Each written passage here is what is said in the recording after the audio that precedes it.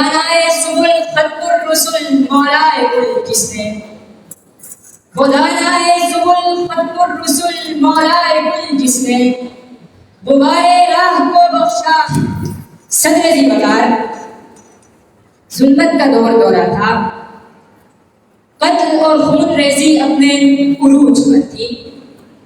انسان اور انسانیت دونوں ایک دوسرے سے جدا ہو چکے تھے، معاشرہ امن کا متلاشی تھا،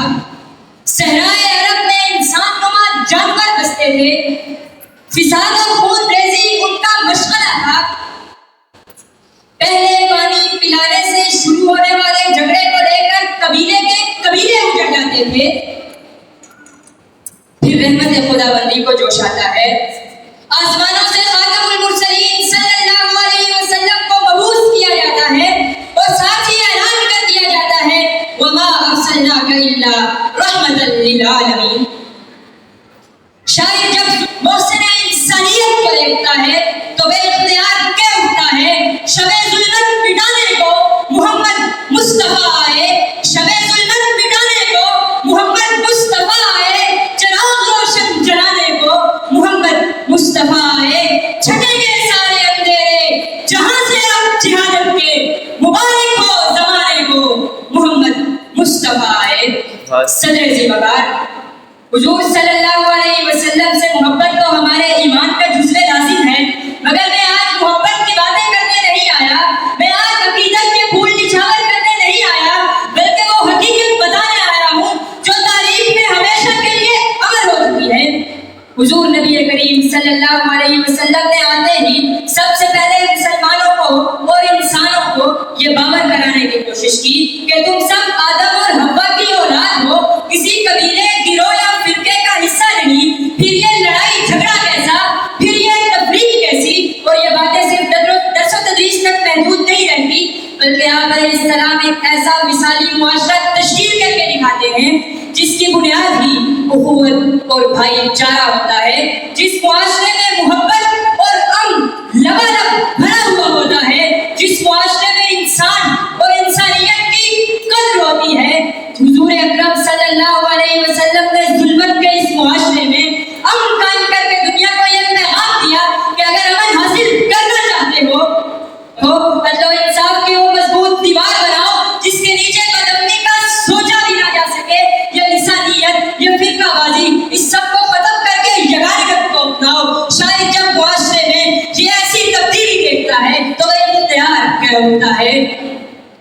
کہ ارباب نظر کو کوئی ایسا نہ ملے گا، ارباب نظر کو کوئی ایسا نہ ملے گا، بندے تو ملیں گے مگر مولا نہ ملے گا، تاریخ کا ڈھونڈے گی ثانی محمد، ثانی تو بڑی چیز ہے، سایہ نہ ملے گا۔ صدر ذی وقار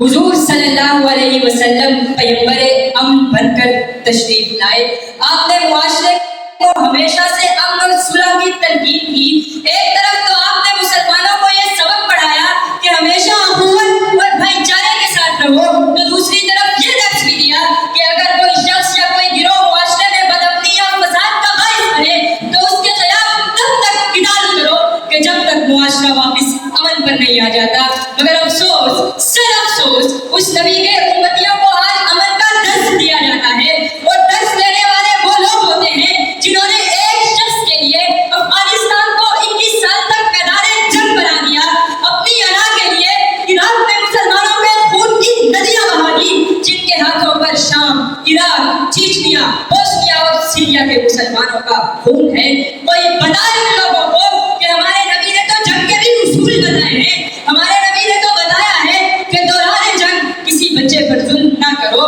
کسی بوڑھے پر ہاتھ نہ اٹھاؤ، کسی عورت کی عصمت کے ساتھ نہ کھیلو، کسی کھیتی کو نقصان نہ پہنچاؤ، کسی درخت کو بھی نہ کاٹو۔ آیا اتنے درس دینے والا پیغمبر اور اتنے خوبصورت مزاج رکھنے والے مذہب میں کوئی فساد، کوئی خون ریزی ممکن ہے؟ بالکل نہیں۔ اور اسلام ہمیشہ سے ایک امن کا دین رہا ہے۔ سیرت نبوی تو ایک ایسا موضوع ہے جس پر مصنف مہینوں لکھنا چاہتا ہے، مقرر گھنٹوں بولنا چاہتا ہے، شاعر سالوں شاعری کرنا چاہتا ہے، مگر وہ بے بس ہو جاتا ہے اور پکار اٹھتا ہے زندگیاں بیت گئی اور قلم ٹوٹ گئے، تیرے اوصاف एक बार ये पूरा आना हुआ। शुक्रिया।